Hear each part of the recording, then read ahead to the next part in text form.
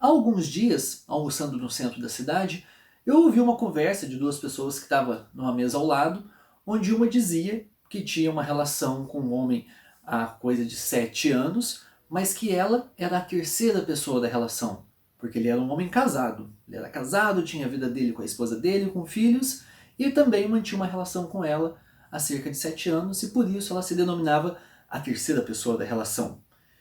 E eu achei interessante esse nome, terceira pessoa da relação, e é sobre isso que a gente vai falar no vídeo de hoje. Confere aí.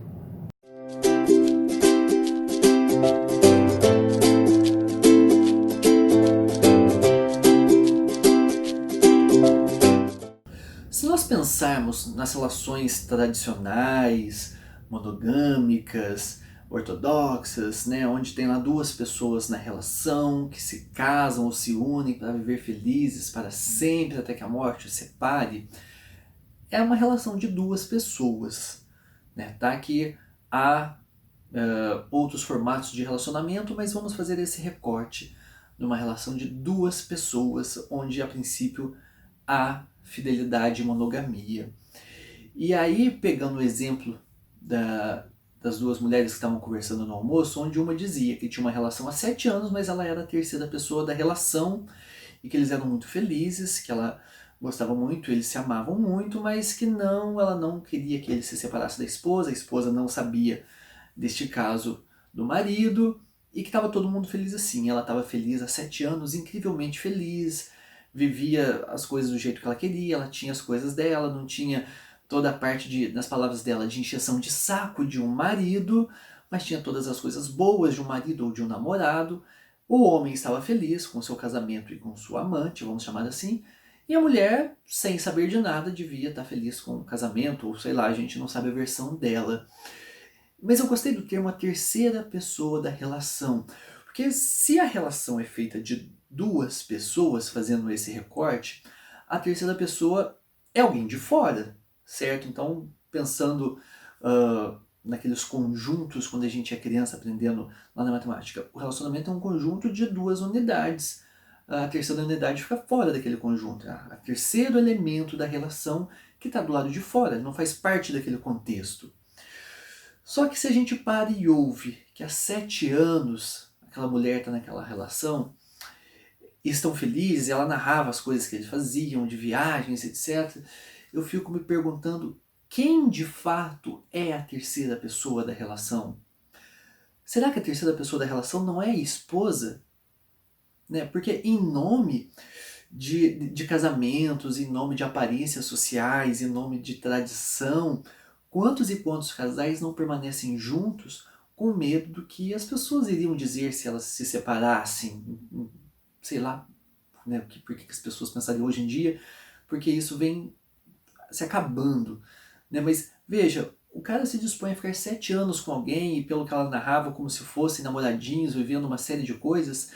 Enquanto ela me descrevia, eu não conheci, não conversei com eles, enfim, você tá lá comendo assim quietinho no buffet, você acaba ouvindo o que tá do lado. Desculpa se alguém estiver me julgando, mas é inevitável, foi sem querer.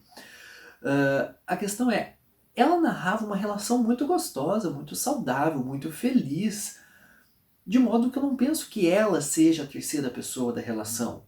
Talvez a terceira pessoa da relação seja a esposa do cara. Eles vivem uma relação muito legal e ocasionalmente, que pena, existe uma esposa ali para atrapalhar. Por que eu fiquei pensando nessa história de terceira pessoa da relação, terceiro elemento? Justamente para a gente parar e pensar nas nossas relações se de fato esse conjunto de duas unidades que é a relação, se de fato as pessoas que estão lá dentro são as pessoas que devem estar. Né? Porque quantas e quantas vezes já escutei histórias na clínica, porque eu fui traído ou eu fui traída, tinha um Ricardão, tinha não sei o que é o feminino de Ricardão, normalmente fica amante no sentido pejorativo, o que é muito interessante pensar, e talvez a gente use isso no outro vídeo, né? Que amante é quem ama, mas deixa isso pra lá. E fica assim como se esse terceiro elemento tivesse usurpado, fosse uma pessoa horrível. E eu fico pensando, se os limites, se a saúde dessa relação tivesse ok, as duas pessoas estavam firmes lá, né? Então, quando as pessoas muitas vezes se sentem traídas, há de se pensar primeiro em quanto elas mesmas estavam nessa relação de fato, né? Ou o quanto elas perceberam se a outra pessoa estava de fato nessa relação. Porque o que eu vejo acontecendo é tão somente o seguinte: às vezes o parceiro ou a parceira vai saindo desse conjunto de dois chamado relação, vai saindo disso e a pessoa não vê. A pessoa vai dando sinais de que ela está insatisfeita, de que existem indícios de traição, e a pessoa faz que não vê. Ou a pessoa está tão fora dessa relação, está tão preocupada, de repente, com o trabalho, está tão preocupado com novos projetos, está tão preocupado com os filhos, muitas vezes, que é ela que sai. A própria pessoa que foi traída saiu dessa relação há muito tempo. Ela deixou de estar pertencente e fazer todos os direitos e deveres, enfim, de estar atuando ali como alguém que participa daquela relação, que ela não viu, que ficou um espaço. De modo que muitas vezes ela deixa o lugar, a pessoa deixa o lugar A ou B para fazer outras coisas, e quando aparece alguém, esse alguém não é o terceiro da relação, é o primeiro ou o segundo. A própria pessoa que foi traída se coloca no lugar de terceiro da relação. Não sei se agora ficou complicado, porque eu fiquei falando do primeiro, segundo, terceiro, parece que está engatando marcha no carro, mas o que eu quero dizer é o seguinte, a traição nem sempre é alguém que está de fora que vem. Muitas vezes é gente que sai dessa relação, ou a outra pessoa saiu da relação e a gente não percebeu. Então, dar o nome, né? Eu achei interessante esse título que a moça deu, eu sou a terceira pessoa da relação. Eu não sei se eu concordo com isso, né?